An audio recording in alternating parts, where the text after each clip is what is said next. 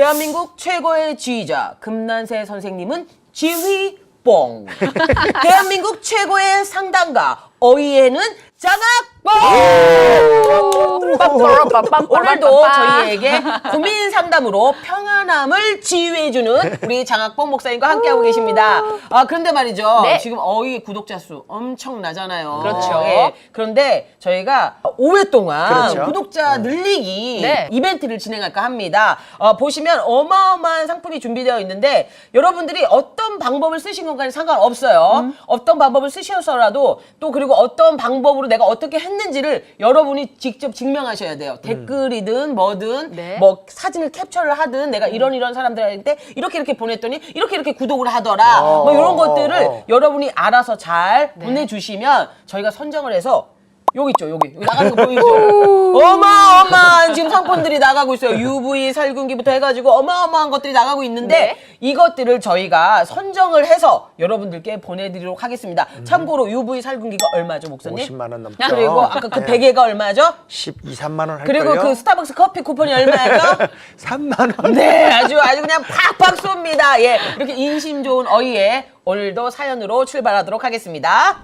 여자의 인생에서 결혼은 정말 중요한 문제잖아요. 그치. 대학교에 입학할 때부터 배우자를 위한 기도를 해왔고 다른 건 몰라도 결혼만큼은 꼭 하나님이 정해주신 배우자랑 하고 싶은 마음이 있었거든요. 그래서 배우자를 위한 기도 제목을 100개쯤 썼고 마지막에 이런 서원 기도를 했어요. 하나님, 제 배우자를 위한 기도 제목 1번이 3대째 믿음을 유산으로 받은 사람인데요. 근데 이 정도면 너무 흔하지 않나요?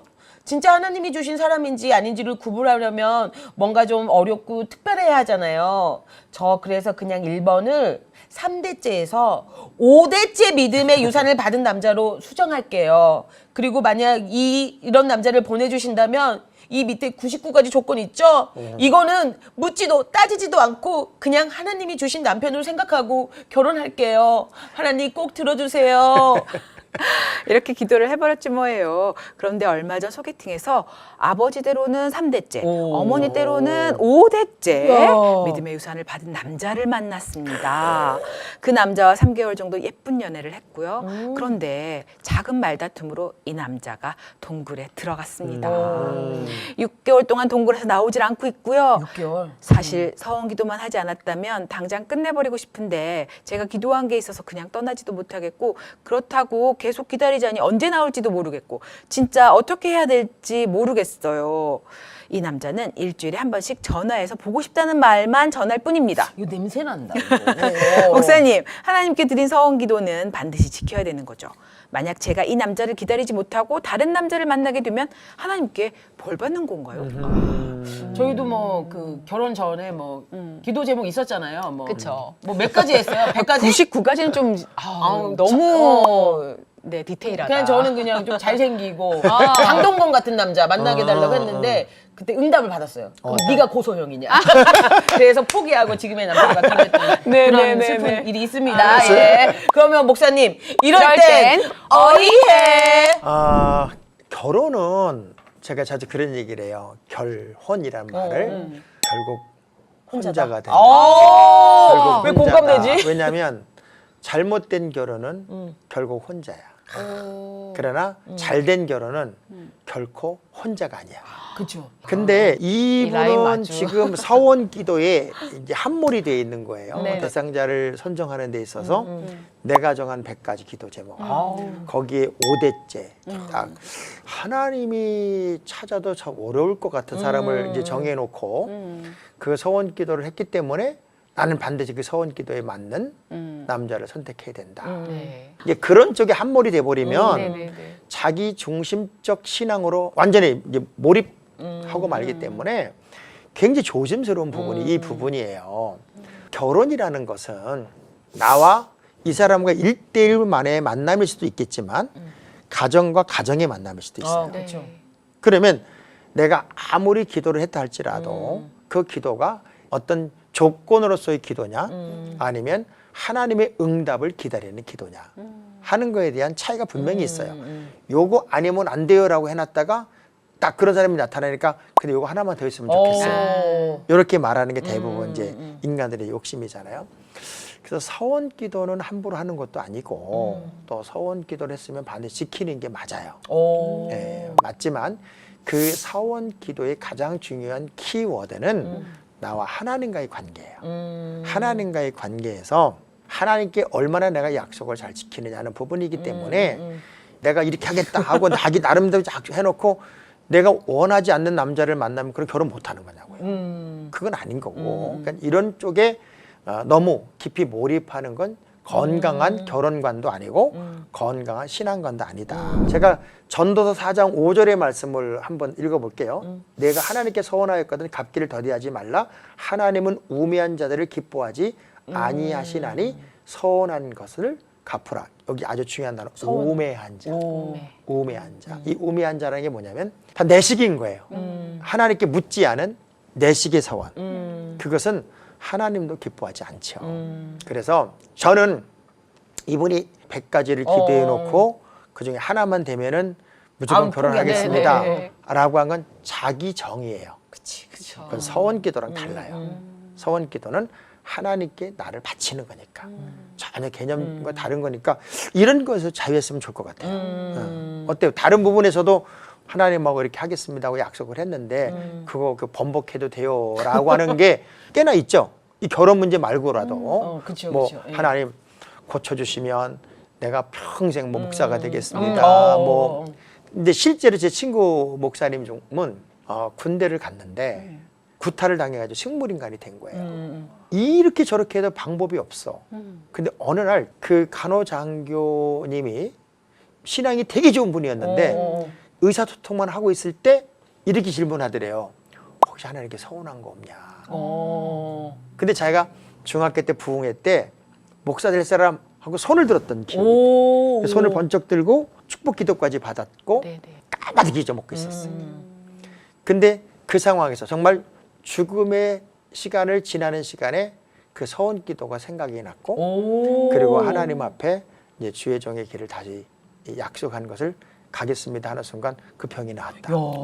그게 이제 이번에 간증이에요. 내가 하나님께 드려지는 부분이지 내가 내 편리를 위해서 이런 사람 만나서 이렇게 할 테니까 그럼 하나님 박수 쳐주세요. 응원해주세요. 도와주세요. 그거지. 내가 드려지는 게 아니잖아요. 이걸 서원 기도라고 보는 건 아닌 것 같아요. 그래서 서원 기도의 개념은 내가 하나님께 드려지는 개념 그쪽으로 보는 게 훨씬 맞지 않을까 하는 생각이 들어요. 그러니까 서원 기도를 좀 잘못 알고 계신 케이스인데 또 그걸 또 꿋꿋이 지키는 정말 이게 또 그 꿋꿋함이 있으신 그런 분이신 것 같은데 제가 봤을 때는 이렇게 잠수 타고 이런 거거든요. 그럼요. 이게. 이런 남자 뭐 솔직히 만나면 힘들어. 아니 근데 힘들어요. 이 남자는 이미 이 여자에게서 떠난 거예요.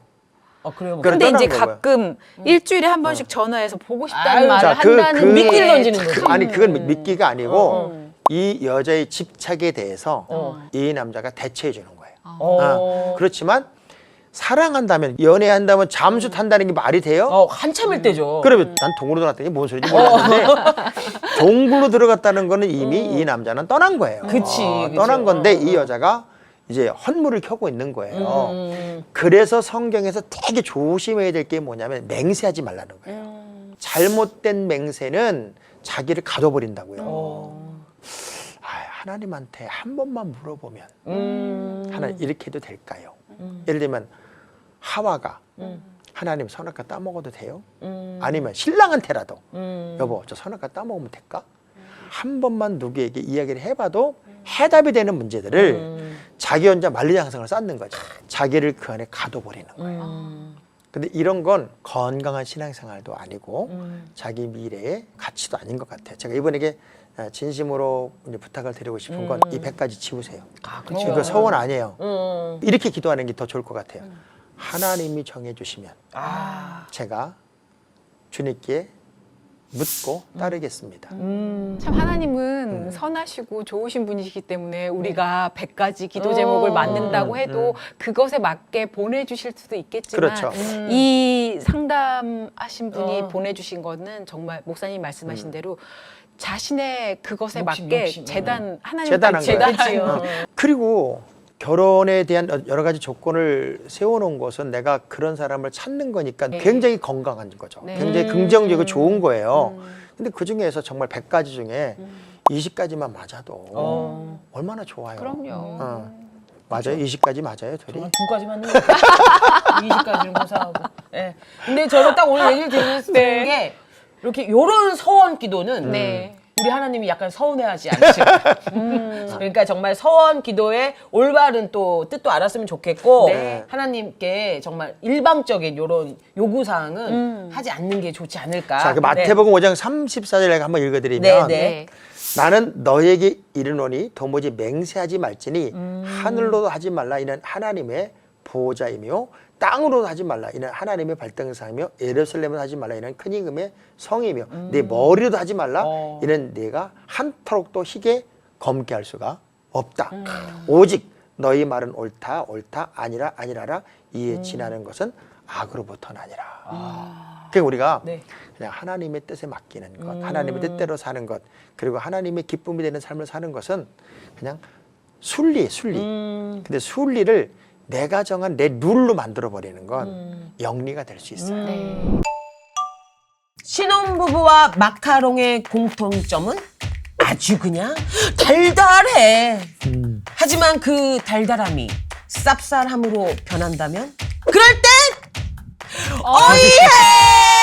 네, 오늘도 달달한 신혼부부들도 함께하는 어이의 문을 활짝 열었습니다. 제가 왜 이렇게 오프닝을 했는지 오늘의 사연을 보시면 알 수 있습니다. 네. 안녕하세요. 저는 결혼을 2달 앞둔 예비 신부입니다. 독실한 크리스천 가정에서 자랐고요. 결혼도 당연히 크리스천이랑 할 거라고 생각했죠. 그런데요. 남편 될 사람은 교회는 몇 번 다녀봤다는데 크리스천은 아니랍니다. 그래서 염려했던 한 사건이 며칠 전 생겨났습니다. 제 얘기 한번 들어봐 주세요. 오빠, 우리 결혼하면 당연히 11조는 같이 하는 거 알지? 지금 내가 40만 원 내고 있거든. 난 이게 얼마나 하나님의 은혜인지 몰라. 요즘 여자들이 40만 원 11조 내는 거 정말 이거 은혜 아니면 불가능한 일이거든. 근데 오빠는 하나님께서 너무 사랑하셔서 너무 은혜를 주셔서 나보다는 훨씬 더 많이 벌고 있잖아. 그러니까 오빠랑 내 11조를 합치면 나 너무 행복해, 오빠. 너 미친 거 아니야? 뭐? 그렇게 많은 11줄 내고 댕겼다고? 40만 원이 많아? 나는 앞으로 100만 원 하는 게 목표야. 40만 원이면 동해 가서 우리 부부가 3일을 놀아요. 아니, 오빠 11조의 의미가 뭐냐면 하나님께서 나에게 주신 수입의 일부를 그냥 거기서 10분의 1만 띄어서 이렇게 드리는 거야. 오빠랑 나랑 이제 부부가 될 거니까 둘이 합쳐서 11조를 하면 하나님께서 얼마나 기뻐하시겠어 오빠. 나는 교회도 안 다니고 너는 크리스천도 아니야. 그래서 내가 다 맞출 수 있거든. 다른 거 다 안 맞추잖아. 이거 하나만 맞추라고. 다 맞춰줄 수 있어. 그런데 이건 좀 아니야. 왜냐면 부부가 한 몸이지. 한 몸이면 나의 의견도 있는 거야. 경제적인 거나 어떤 돈의 문제는 서로 간에 합의가 돼야 되는데 그렇게 일방적으로 하라면 안 돼. 나는 100만 원 못 내. 지금 월급이 1,000만 원이야? 나한테 800이라고 했잖아. 아니, 내가 왜? 할렐루야. 하나님 감사합니다. 야야야야야. 오빠가 100만 원 내고 내가 40만 원, 140만 원. 할렐루야. 하나님 감사합니다. 오빠, 안 나는 돼. 다 필요 없어. 우리 앞으로 200만 원 우리 만들도록 노력하자. 하나님 은혜예요. 감사합니다. 글쎄 이렇게 됐어요. 결국 그날 서로 언성을 높이면서 싸우고 헤어졌는데요. 그날 이후 오빠는 생각할 시간이 필요하다며 연락도 잘 안 하고 있어요. 목사님, 결혼 전부터 벌써 이렇게 삐걱거리는데 결혼 후에 우리가 이 문제를 잘 극복하며 살 수 있을까요? 그리고 저처럼 종교가 다른 사람과 결혼하는 경우 11조 문제는 어떻게 해결하는 게 좋을지. 그냥 저 혼자 내는 게 맞는 걸까요? 저 140만 원 하고 싶은데 200만 원도 하고 싶은데. 오늘 좀 저 네네네. 연기하면서 너무 힘들었어요. 근데 그분들 진짜 그렇죠. 수입 좋다. 부럽네요. 너무 예. 부럽다. 남편분의 경제력도 부럽고요. 예. 목사님, 이럴 땐 어이해. 여자분의 믿음이 참 좋다 하는 생각은 했지만 결혼 대상자가 이 정도 이야기를 소화할 수 있는 그렇지. 관계였을까를 한 번쯤은 생각해 볼 필요가 있었고 그 이 여자 입장에서는 우리 남편은 이 정도 얘기를 해도 네 마음에 맞춰줄게 뭐 네 뜻에 그러니까. 맞춰줄게 이런 생각을 하고 이제 터뜨렸던 것 같고 네네네. 그래서 제가 이 여자분에게 조금 부탁을 한다면 좀 더 지혜로울 필요는 있다. 아직은 크리스찬이 아니잖아요. 그쵸. 남편이 크리스찬이 아닌 그 사람한테 11조 얘기하는 건 무리라는 생각은 좀 분명히 있어요. 저도 목사님 말씀 들으니까 좀 너무 좀 급하지 않았나. 그리고 또 남편이 생활비는 줄 거 아니에요. 그 몫에서 그 부분만 이렇게 또 내는 것도 그러니까 방법이 믿음이 아니에요. 좋은 사람의 입장과 네. 또 믿음이 없는 사람의 입장은 이렇게 당연히 상충되는 의견이 발생할 수밖에 없어요. 근데 이것이 갈등이 되게끔 만들 그쵸. 이유는 없다는 거죠. 이제 결혼 이후에 믿음이 커간 이후에 다시 이야기하기로 하자. 그렇지만 나는 내가 믿은 하나님 앞에 내가 해왔던 그 일들을 하는 거에 대해서 당신은 어떻게 생각하느냐? 그렇게 물으셨는데 그것도 안 돼. 이렇게 되면은 이제 그치. 그게 문제가 되는 거예요. 내 것까지 막아버리면. 네네네. 당신의 믿음의 크기만큼 나는 응원하겠다. 그 정도 남편감이라면 괜찮은 남편감인데 이 돈에 무슨 노예가 된 것처럼 그쵸. 뭐 마치 돈을 뺏긴다는 느낌처럼 어. 왜 내? 이렇게 해서 어떤 종교적인 제안을 한다면 한 번쯤은 생각해 볼 필요가 있는 결혼일 것 같아요. 그렇네요. 예. 서로를 좀 존중해주고 배려해준다면 네네. 충분히 이렇게 좀 그럼요. 맞춰갈 수 있는. 그 11조 얘기를 쭉 하다 보면 이제 11조는 결국 하나님의 것을 구별한다는 거잖아요. 이 성경의 전 역사를 보면 야곱은 가르쳐 준 적도 없는데 내가 나그네 길을 떠났지만 자기가 하나님 앞에 돌아오면 하나님께 10분의 1을 드리겠습니다. 라고 약속을 하고 아브라함이 그 전쟁에서 전리품을 가지고 와서 멜기세덱에게 10분의 1을 드리는 장면이 또 있고 모든 것을 하나님의 것으로 구별하고 구분하는 그런 이야기들이 성경에 쭉 연결이 되면서 제자리 돌아오세요 하고 말라기서 같은 경우는 제자리가 어딥니까? 라고 묻는 장면이 있어요. 그럼 우리 크리스찬의 제자리가 어딥니까? 그랬더니 11조와 헌물이다. 이렇게 말하는 장면도 있어요.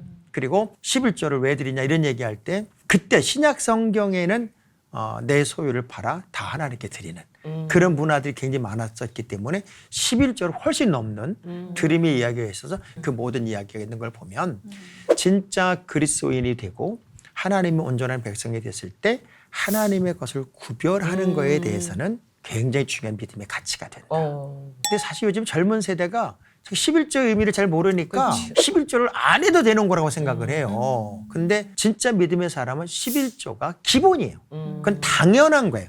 특별한 게 아닌 거예요. 네. 자, 그러면 그 많은 돈 어떻게 드려? 이렇게 말하잖아요. 100만 원 드렸어요. 10만 원 드렸어요. 어느 게 쉬워요?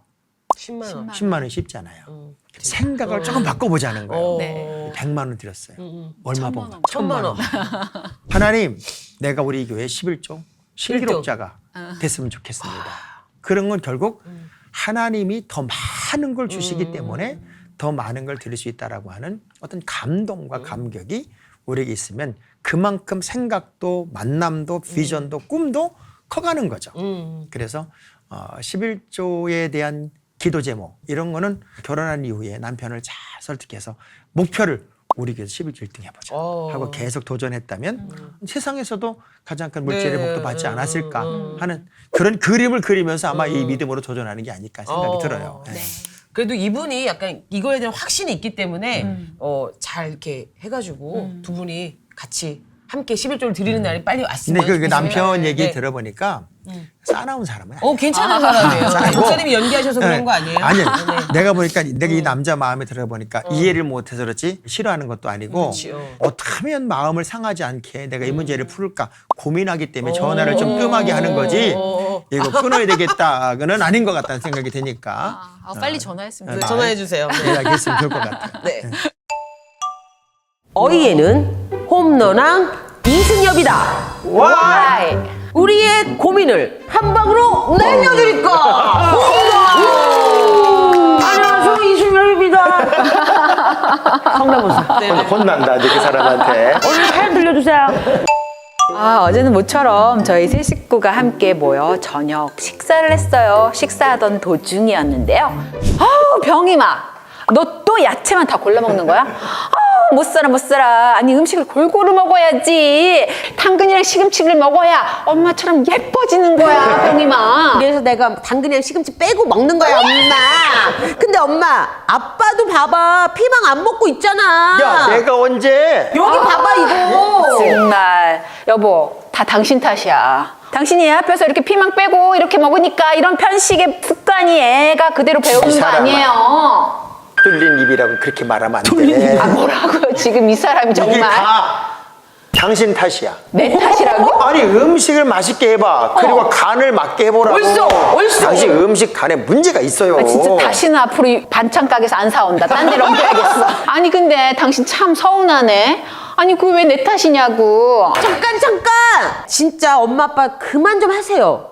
솔직히 엄마 반찬 맛없어. 아빠 입 짧아. 둘 다 문제 있는 거예요. 제가 이 집에서까지 남 탓하는 걸 봐야겠냐고요. 딸의 한마디에 저희 부부는 사실 부끄러워 고개가 숙여졌습니다. 오직하면 내 탓 공방이라는 말이 나왔을까요? 제 잘못을 시인하고 인정하는 거 정말 어려워요. 그런데 이런 성숙함이 있어야 되지 않을까요? 어른이라면요. 서로 남의 탓이라고 우기는 모습이 아니라 인정하고 시인하는 그런 성숙한 어른의 모습. 어떻게 하면 감동적이네. 그런 사람이 있으면 얼마나 좋아. 네, 어떻게 하면 살 수 있을까요? 목사님, 이럴 땐 어이해. 김국환 씨라는 가수가 있어요. 타타타. 김국환. 타타타. 네가 나를 모르는데. 타타타라는 게 이제 뜻이 뭐냐면 인생은 그런 거야. 그래서 삶이란 그런 거라고 하는 게 타타타가? 타타타란 말의 뜻이란 말이에요. 근데 요즘은 타타타로 사는 게 아니라 타타타타. 타타타. 탓으로 산다. 그런 말이 있을 만큼 탓 시대가 되었는데 우리나라의 일반 방송 또 종편 그리고 유튜버들 통틀으면 굉장히 많을 것 같아요. 근데 거기에 어떤 정치적인 이슈가 등장을 하면 다 뭐예요? 상대방 탓. 탓이에요. 다 탓이에요. 쉬운 예로 잼버리 행사가 최근에 있었는데 거기에 책임자는 아무도 없죠. 다 탓이에요. 그 탓을 해결한 게 누구예요? 시민들이에요. 그 문제를 풀어내는 사람들은 정치인들이 아니었어요. 제 친구 목사님 중에 되게 재밌는 이야기 하는 분이 한 분 있었는데 교회를 개척해서 얼마 되지 않았는데 작은 교회인데 누가 한 칸을 좀 더 썼으면 좋겠다 하는 얘기를 해가지고 그게 한 1,000만 원 정도가 들었대요. 그래서 재정부장님이 초보 쉽게 말하면 예수 믿은 지 얼마 안 된 사람인데 인원이 없으니 재정부장을 시킨 거예요. 그래서 이런 일이 있으니 우리 교회들이 좀 노력해서 누가 500만 원을 준다니 500만 원을 만드는 교회를 합시다 그랬더니 이분이 돌아다니면서 이러고 다닌 거예요. 나한테 책임을 지어줬다고. 나한테 책임 밀었다고. 그런데 어느 날 갑자기 술을 먹고 왜 나한테 그 짐을 지웠냐고 목사님 코에다 대고 손가락을 이렇게 찔렀는데 그 뒤로 놀라운 일이 벌어진 거예요. 이분이 깬 상태에서 그렇게 목사님한테 잘하더래. 아무렇지 않다는 듯이. 그때 어느 날 오더니 무릎을 탁 꿇고 용서를 빌더라는 거예요. 왜 그런가 봤더니 왜 하고 손가락 내밀던 손가락이 엄지손가락만큼 부풀어가지고 꼬부라지질 않는 거야. 왜? 그날 다음날 조기 축구를 갔다가 공이 정통으로 맞았는데 손가락이 완전히 망가진 거예요. 그래서 이 상태로 그래가지고 자기가 하나님한테 엄청나게 이제 맞았다. 다시는 이 남 탓 안 하겠다 하는 얘기를 하고 이제 좋은 교인이 됐다는 얘기를 들었는데 정치, 경제, 사회, 종교, 문화 이 모든 곳에서 지금 우리나라는 이거예요. 맞아요. 이거. 자, 이걸 가지고는 세상이 안 바뀌어요. 이걸 가지고는 어느 누구도 책임자가 없어요. 그리고 이것 가지고는 미래가 없습니다. 그럼 무슨 이렇게밖에 주먹으로 해야 되나? 이렇게 할 때 우리 그런 얘기 많았잖아요. 세 손가락 나를 향하고 있다. 그런 얘기 많이 들었잖아요. 이제는 탓의 시대보다 우리라는 공동체가 이 문제를 함께 풀어가야 됩니다. 라고 하는 문화가 사실은 만들어지는 게 성숙된 어른이죠. 지금 우리나라가 한 가지 부족한 게 사실은 정치인들의 내탁 공방, 싸움의 문화가 모든 방송에서 시청자들에게 쏟아지다 보니까 집안에서도 문화가 돼버린 거예요. 그래서 얼마 전에 어느 아버지를 만났는데 딸이 서로 정치 성향이 다른 거예요. 설득도 안 되고 대화도 안 되고 얘기만 하면 소리 지르고 딸이 집 안에서조차 탓 공방이 결국은 그렇게 갈라서는 문제가 있었던 아픔의 이야기도 들었는데 틀린 거와 다른 거는 그렇죠. 예. 엄연히 다른 거죠. 근데 좀 다른 생각 가질 수 있어요. 근데 틀렸다 그러면 안 되지. 너 같은 사람 때문에 나라가 발전이 안 돼. 뭐 너 같은 사람 때문에 문제가 많은 거야. 이게 다름을 수용하지 못하는 이분법적인 사고 방식이 지금 우리나라에 너무 강하지 않을까. 신랑 탓하죠? 그렇죠. 아니 거기는 네. 저는 6.25 끝나고 6년 있다 태어난 세대여서 그 가난으로부터 우리나라가 발전하는 걸 다 몸으로 체험한 세대이고 그래서 이게 옳습니다. 이게 우리나라의 어떤 방향입니다. 말하면 젊은 세대들은 정책이 안 되는 거야. 공부는 안 해. 그리고 이런 얘기 들으면 싫어. 옳고 그름의 문제가 아니라 그냥 나쁘고 좋고만 있는 거예요. 그래서 그런 사람들이 교회 안에 있다는 것도 사실 마음이 많이 아프고 이 탓 공방은 앞으로 점점 더 나빠지면 나빠졌지 좋아질 것 같진 않아요. 야당과 여당이 하나가 됐다. 들어본 적 있어요? 중도는 있는데 야당과 여당이 손을 맞잡고 국가의 미래를 위해서 뭐 함께 뛰어갔다. 이건 전 세계 없어요. 정치인들한테는 그런 걸 기대할 수 없는 거예요. 자, 근데 이제 성경으로 돌아가 보면 나보다 남을 낮게 여겨라. 높은 곳에 앉지 말고 낮은 곳에 앉아라. 섬기는 것이 가장 큰 자가 되는 거다.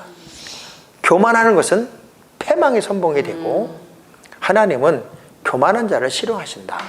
어느 나라나 어느 단체나 20%가 80%를 이끌고 가게 돼 있어요. 여기 우리가 잘 아는 파레토 원리잖아요. 20%인 기독교인들이 문화를 만들어 가야 돼요. 섬기는 문화, 내 탓 공방하지 않는 문화, 서로를 세우는 문화, 그리고 다름을 인정하는 문화. 이런 문화를 좀 우리가 잘 만들어가면 참 좋겠다. 타타타로 살자. 타타타 살자 하지 말고 타타타.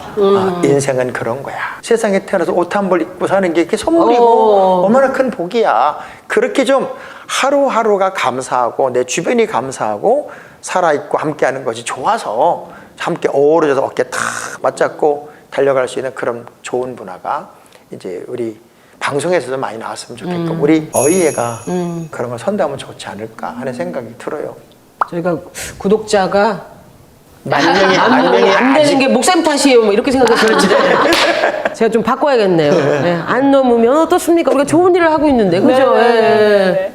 목사님도 뭐 제 탓하고 있었잖아요. 그건 아니고 나는 우리 교인들 탓을 해서 회개합니다. 예. 책임을 자꾸 떠넘기는 게 살아가면서 되게 쉬운 거예요. 맞아요. 그런데 쉽게 사는 삶은 정답이 없어요.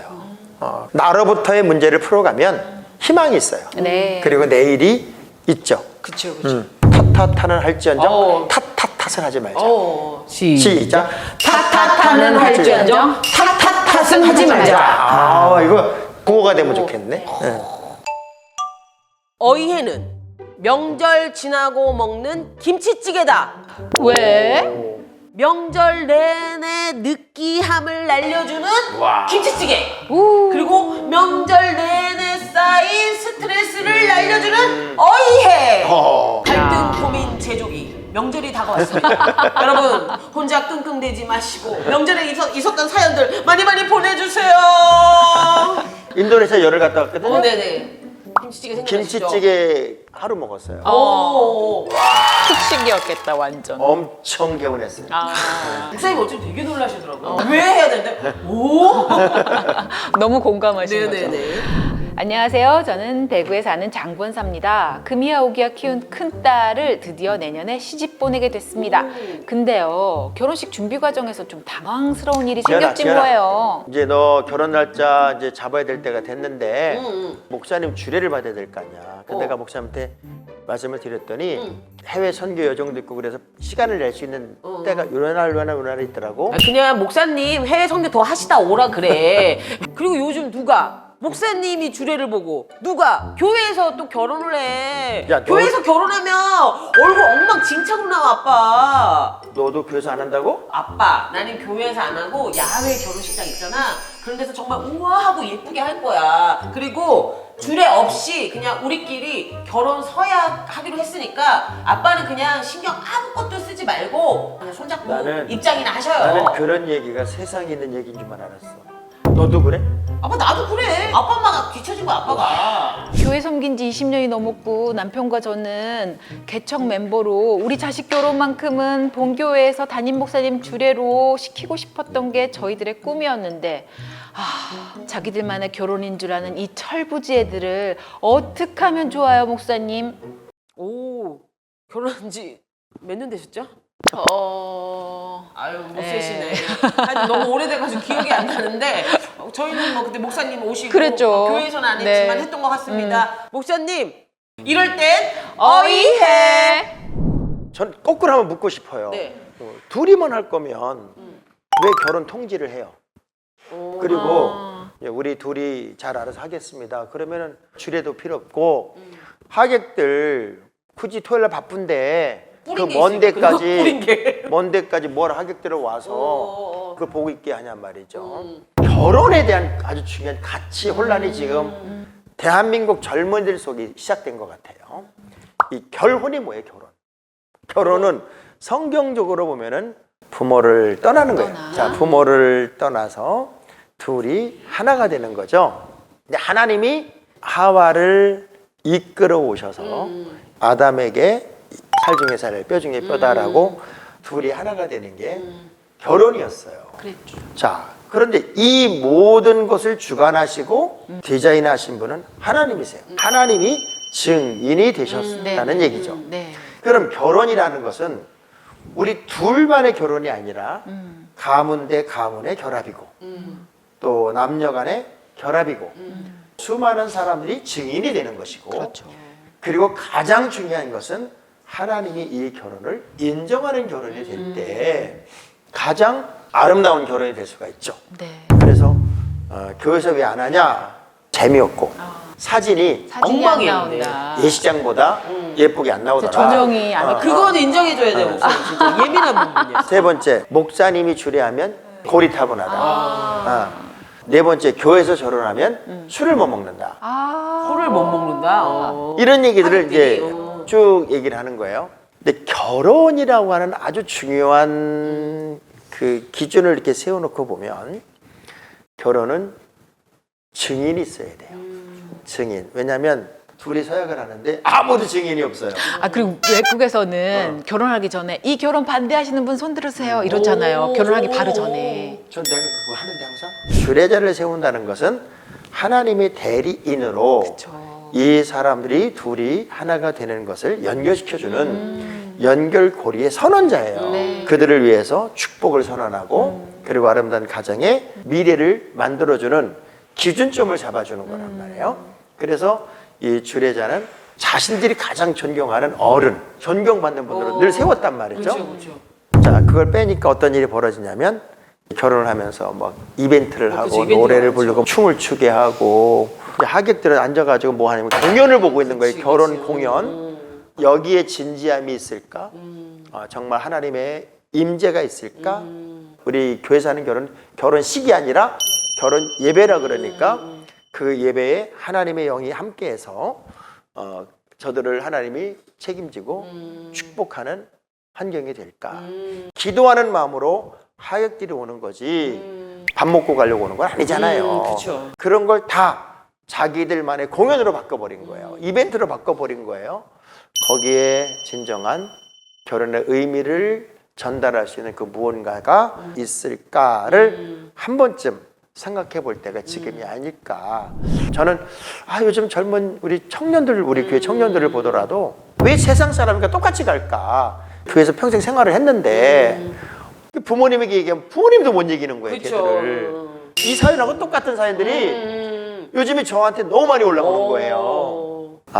정말 우리 크리스찬 청년들이 좀 세상과는 다른 방식의 결혼관 그리고 방향을 좀 설정하면 좋겠다 하는 생각을 저는 늘 하고 있어요. 그러고 생각해보니까 무게감이 달라요. 예배당으로 들어갈 때 하객의 입장에서의 그 마음가짐도 달랐던 것 같아요. 다른 결혼식은 재미는 있어, 솔직히. 근데 남는 게 없어. 그럼 무게감의 차이가 확실히 있지 않나. 예. 저는 이 프로그램을 좀 우리 젊은 청년들이 좀 많이 봤으면 좋겠어요. 특별히 크리스찬 청년들은 나는 결혼할 때 하나님 앞에서 하겠다. 결혼 예배가 하나의 좋은 기준이 되면 좋겠다 하는 생각을 합니다. 저는 사실 교회에서 하나, 뭐 예식장에서 하나, 목사님 모셔놓고 주례하면 되겠지 이렇게 생각했는데 오늘 딱 얘기를 들으니까 아니다. 이왕이면 교회에서 하나님 앞에서 첫 출발의 마음가짐이 다르지 않나라는 그런 생각이 드네요. 저도 똑같아요. 저도 목사 입장에서 교회에서 결혼 예배를 인도하는 거하고 예식장에서 예식장에서 결혼 예배 인도하는 거하고 수선하죠. 아유 전혀 다르죠. 제가 아무리 주례사를 멋있게 한다고 해도 예식장에서 하는 그 주례를 잘 들려고 하지 않죠. 그리고 문 다 열려 있지 막 뒤에서 떠들지 시끄럽지 그러니까 어렵죠. 그러니까 제가 막 기억에 남는 주례가 하나도 없거든요. 지금까지 들으면서. 근데 저는 딱 하나 기억 남는 거 있어요. 장하길 목사님께서 그 아드님 칭찬하시면서 아들이 아빠보다 낫다. 형이 동생보다 낫다 해도 기분 나쁘다. 그런데 유일하게 하나 안 기분 나쁜 거는 내 자식이 나보다 낫다라는 얘기는 기분 나쁘지 않다. 그래서 저는 어딜 가도 이 얘기를 합니다. 정말 우등생이다. 머리가 좋은 거죠, 뭐. 네. 이해력이 빠르고 캐치력이 좋고. 네. 갈등 고민 걱정은 이제 그만. 여러분 곁엔 어이해가 있습니다. 아래 메일 주소로 여러분의 고민 보내주세요. 저희가 시원하게 해결해 드리도록 하겠습니다. 구독, 좋아요, 알림 설정, 전달. 여러분이 영상 선교사가 되어주시는 지름길입니다. 저희와 함께 해주세요. 신앙생활 고민 상담소 어이해. 다음 시간에 다시 만나요.